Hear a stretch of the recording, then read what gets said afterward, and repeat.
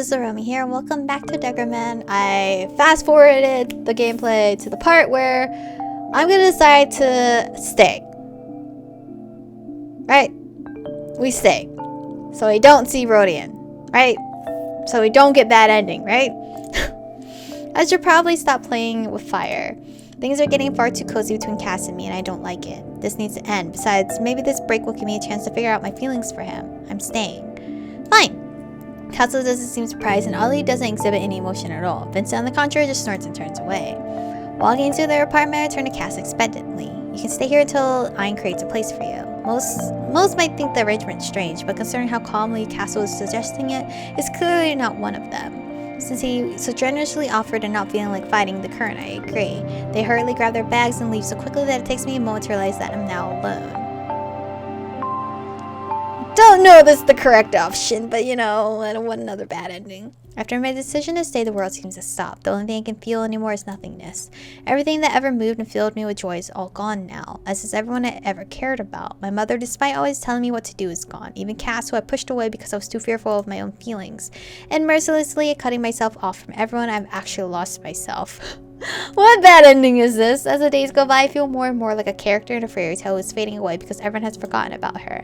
Needing to confirm that I am indeed still alive, I muster up the courage to call my mother. Maybe I can get back what I had thrown away. But no matter how hard you try to reattach a lizard's tail, it just won't grow back. Is that why my mother's voice sounds so alien now? Even though everything from her inflection to intonation is exactly the same, she sounds different. Then does that mean I am the one who has changed? Knowing that my mom has been so calm and collected this entire time and that she hasn't gone crazy searching for me, her prodigal daughter is barely a relief. I can't believe she hasn't even tried calling, although I'm sure it's because she lives her life like it's a broken record, obviously repeating the same melody over and over again, not even realizing that she's lost me. Our conversation finally ends, and the emptiness that has been devouring me from the inside out grows even stronger. It is now the mistress of my body, the ruler of my thoughts, the tyrant of my heart.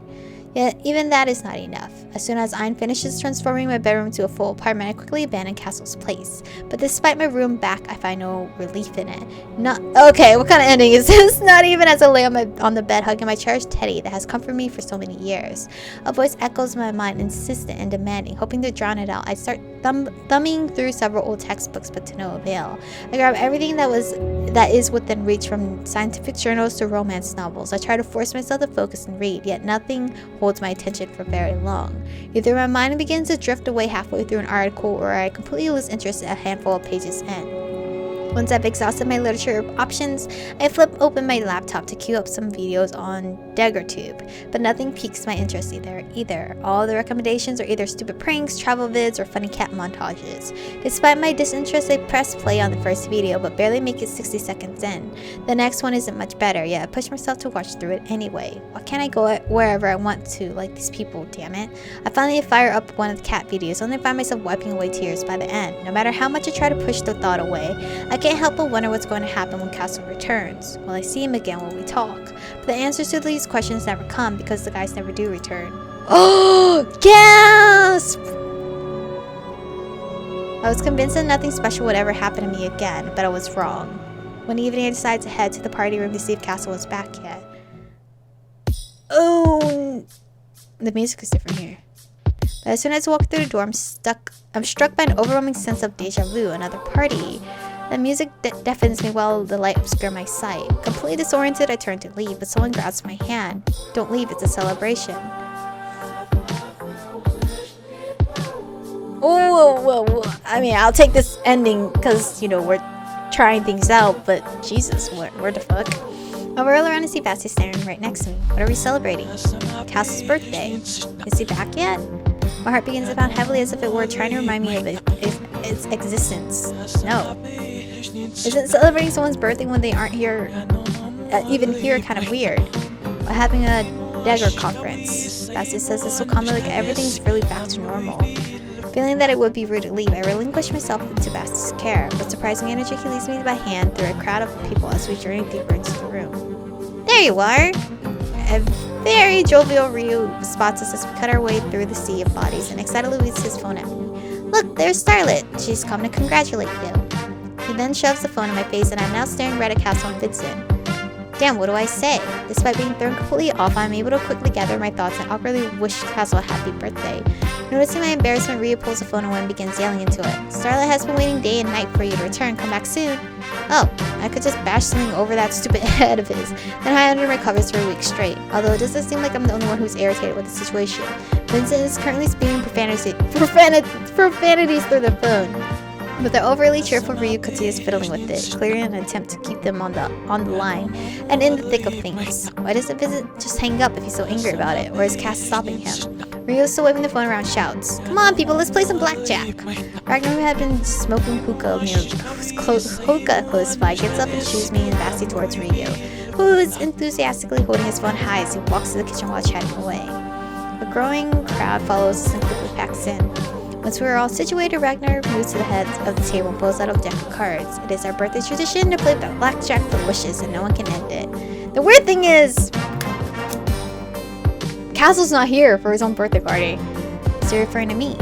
But I don't have the strength to resist, so I barely take a deep breath and hope that luck, both good and bad, will pass me by. The last thing I need is for Cass to see me fulfilling someone else's wish or making one of my own. Fortunately, everyone quickly forgets about my existence, and I'm able to quietly slip away from the overly jubilant celebration. It seems the little I saw of Cass, even though it was just over the phone, has bothered me far more than I would have liked. I'm just ready for it to be like, bad end number whatever, and it's with his name on my lips that I awaken. Gasping between parched lips, I violently snap out of the nightmare I've been having, only to realize how restlessly I was sleeping. The sheets on my bed are crumpled and twisted and soaked through wet sweat. The teddy I had been cuddling is now on the floor. I run a sweaty hand over my face in an attempt to shake off my drowsiness, and notice something slick and wet. In the event's faint light, I can barely make out several dark spots on my fingertips. Ew, what? Curious where the blood is coming from, run my hand over my face before suddenly bursting into tears. I don't know why, but I'm so lonely right now. So lonely, like I'm the only person left in the entire universe. Damn it, Cass, why won't you come back? I just want to see you. I need to make sure that the dark, monstrous, dangerous, whatever it was that was in my dream was merely a reflection of my muddled mind. Alright, bad ending what? No? No? This is still going okay, but I received no reprieve because Cassel and Vincent still haven't returned. It doesn't help that the few times I've crossed paths with other Kwanzis, the tension has been so thick I could cut it with a knife. Then there's this new girl. It's all too much for me. Something happened to them. I can feel it. Finally, this unbearable anxiety forces me to send Cassel a message. I just need to know that he's okay. But it's been 2 days and he still hasn't responded. The message is still marked as unread. Feeling even more worried now, I glance at his profile and notice he hasn't been active in weeks, since the day of the party. Unable to take any more, I call his number, and the line is not in service. No! And then a terrible realization hits me as blood races through my veins. Could he? No, it couldn't be. It just couldn't. Needing to find someone, I run to the party room, but it's empty. When was the last time I saw Bassy? Isn't he always here? No, I don't have time to think about it right now. I have to find someone. Returning to Lokul, I take a moment to examine the situation. I think I need to talk to Ein, which means I need to find his office. Despite my anxiety, I'm able to picture his room, but the door won't open. That's weird. I imagine a few of the other rooms and the door opens easily for them, so it's only Ein's office. Ein, I know you can hear me. Say something. Lokul remains silent. No matter how hard I pound or how loud I scream, crickets. Exhausted, I slide down to the floor, which is oddly enough neither hot nor cold. That's when I finally realize that I can't go on living in suspense like this. Motivated to end this nightmare, I decide to camp out right here in the hallway. One of the Kwanzis has to come through here sooner or later, and I'm right. Having dozed off from exhaustion, a voice awakens me. Not the person I want to see though, right? Fucking Erica! Michiko, are you sleeping out here in the hallway? The girl, her name's Erica, I think. She leans over me and taking advantage of her proximity, I grab onto her shoulders. Where are Cassel and Vincent? They died either way!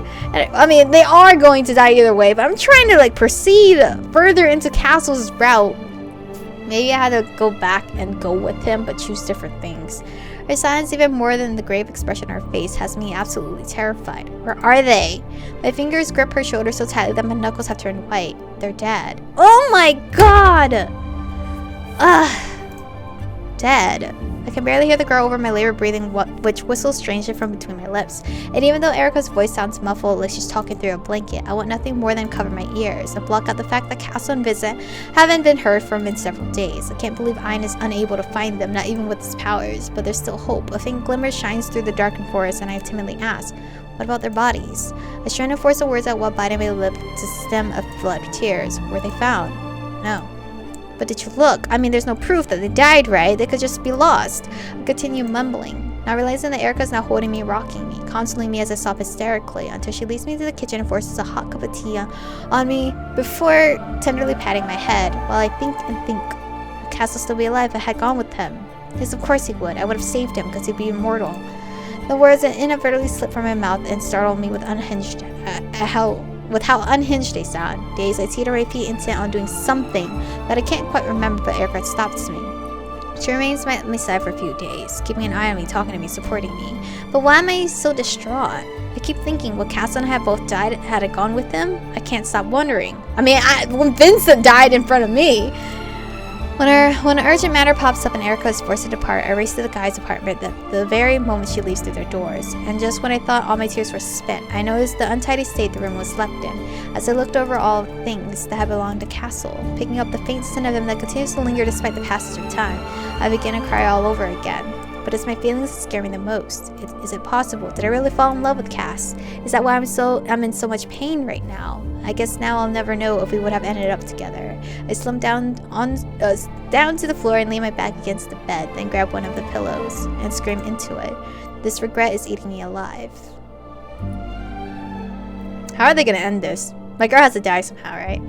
When the shock finally wears off, I decide that I can't sit here in ignorance anymore. I need to know the truth. My apathy and hopelessness quickly give way to the frenzied activity. Beginning a desperate search for one of the quantities, I first head to the party room where I'm certain to find Basti, but despite staking out the room for several long hours, I don't see anyone. I guess I'll need to look elsewhere. Yet no matter how hard I search, I can't find anyone. I even try Iron's room, but the result is the same. Empty. I decide to camp out and look cool again until someone passes through. I end up waiting so long that I'm forced to head back to my room empty-handed. The following day, Ragnar walks by late in the afternoon. I attempt to prod him for some information, but he only responds with a few vague statements that are neither substantial nor illuminating. So I continue my daily post and spot Ryu next, who is also a man of few words. It's now been 4 days since I learned of Cassel's death, and I have finally given up, because everything has gone to hell. So I decided to lose myself in sleep, the only place where this all-consuming void ebbs a little. Someone end me now, bro. I'm awoken by the scent of smoke. At first, light, pleasant, cozy like incense, but then realization hits me. There can be no smoke without fire, and fire is bad, really bad. Snapping my eyes open, I quickly glance around. I don't see a fire, but if nothing's burning, then where is the smoke coming from? I open the door to look cool and see that everything is covered in flames. The walls are charred, completely black, and smoke is so thick that it's burning my eyes. Panic to jump back into my room, slam the door shut. What's going on? What should I do? I don't want to die in here. The smoke stench continues to grow stronger until I'm convinced that every breath I take will be my last. I can barely breathe. That's when I notice that the room is shaking and its intensity is growing more violent by the second. Crawling back onto the bed, I tuck my legs beneath me. My head is spinning and hurts like hell, and my eyes are watering so badly that I can hardly see. And I'm absolutely terrified, but then suddenly the tremor stops. I'm huddled in the corner of my bed, muttering incoherently. This is only a nightmare, a very long nightmare. I just need to survive until the end of it. Until the end. Then the door to my room begins to slowly swing open. It's a monster! I inhale a quivering breath as I anxiously wait for it to reveal who is behind it. Once it has fully opened, a thick cloud of smoke immediately pours in through the entryway. I try to cover my face with a blanket, but it's no use. I begin to gag and cough as the mist fills my lung and stings my eyes until they water uncontrollably. Ragnar, what are you doing here? Wiping away the tears, I glance up at the figure who has entered and is now standing before me. Ragnar. I'm about to lunge out of bed and barrage him with questions, but the look in his eyes startles me and I hesitate. Ragnar, what's wrong? I'm sorry, princess. I already know what he's going to say. His eyes intimidated as much the moment he laid them on me. And so I finally opened my heart to the darkness that had been eating at me all this time and allow it inside with grateful resignation. What? What happened? I have no idea what kind of ending that was. Why did he say sorry, princess? Was he there to devour me and like take my powers? I don't know how to feel about that ending, but I mean, it wasn't too terrible. So now I know we have to go follow follow Cassel, but somehow choose the correct options to where I avoid Rodian. Maybe we don't go outside for a walk. Maybe that's it. Anyway, we're gonna stop here for today to end this episode off so I can continue to try to get another fucking ending.